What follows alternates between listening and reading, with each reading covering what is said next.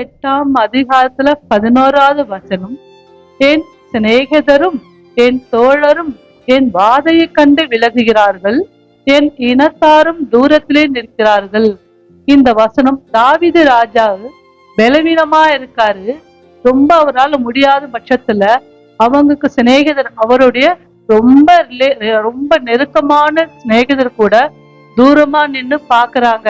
இவருக்கு வாதை வந்திருக்கு, நோய் வந்திருக்கு சொல்லிட்டு விலகி போகிறாங்க. அவர் மாத்திரம் தோழர், சிநேகிதர் வேற தோழர் வேற. சிநேகிதர்னா ஃப்ரெண்டும் சொல்லுவோம், தோழர்னா அதுக்கு மேல அவரு கூட அவர் வாதையை கண்டு விலகி போறாங்க. அது மாத்திரம் இல்லாம என் இனத்தாரும், அவருக்கு சொந்தக்காரங்க, அவருடைய இனத்தாரு கூட அவர் வாதையை கண்டு போய் என்ன சொல்றாங்க, இவர் ஏதோ தப்பு பண்ணிருப்பாரு, அதனாலதான் இவருக்கு இந்த பலவீனம்னு சொல்றாங்க. நம்ம கூட நமக்கு ஒரு பலவீனம் வரும்போது என்ன சொல்லுவாங்க எல்லாரும், இவங்க ஏதோ ஒரு தவறு பண்ணிருக்காங்க அதனால பலவீனம் அப்படி சொன்னா கூட பரவாயில்ல. நம்மள ஒவ்வொரு நாளும் நோகடிப்பாங்க, ஒவ்வொரு வார்த்தையும் சொல்லி நம்ம நோகடிக்கும் போது நம்ம இன்னும் அதிகமா பலவீனப்படுவோம். ஆனா கர்த்தருக்குள்ள நம்ம இருக்கும் போது கர்த்தர் நம்ம பலவீனங்கள்லாம் மாற்றி ஒவ்வொரு நாளும் நம்மள பலப்படுத்திக்கிட்டே இருக்காரு.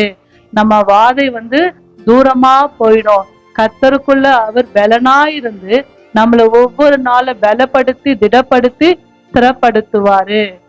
அதே வசனத்துல 21வது வசனம், கர்த்தாவே என்னை கைவிடாதையும் என் தேவனே எனக்கு தூரமாயிராதையும்.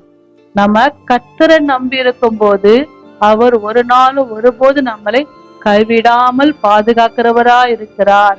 நம் தாவீது ராஜா எல்லா நாளிலும் கூட கர்த்தர பட்சத்துல இருக்காரு.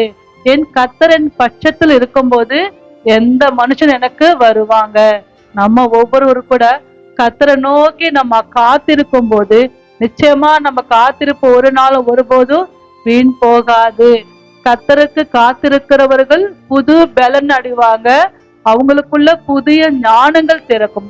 அவரு நமக்கு ஞானமாய் நடந்து ஒவ்வொரு நாளும் கூட நம்மள திடப்படுத்துவாரு. ஒரு நாள் ஒருபோதும் அவர் நமக்கு தூரமா போக மாட்டாரு. மனுஷன்தான் சொல்லுவாங்க, ஆனா என்ன பண்ணுவாங்க, தக்க நேரத்துல நமக்கு உதவி செய்ய மாட்டாங்க.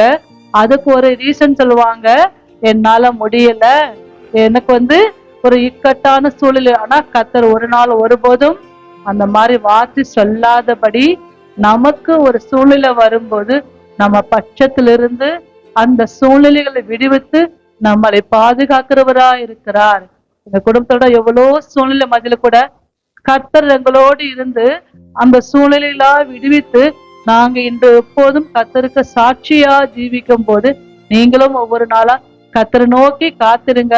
அவருக்கு காத்திருக்கிற ஒரு நாள் ஒருபோது வெக்கப்பட்டு போனதில்லை. இந்த சங்கீத கூட தேவன் ஆசீர்வதிப்பாராக.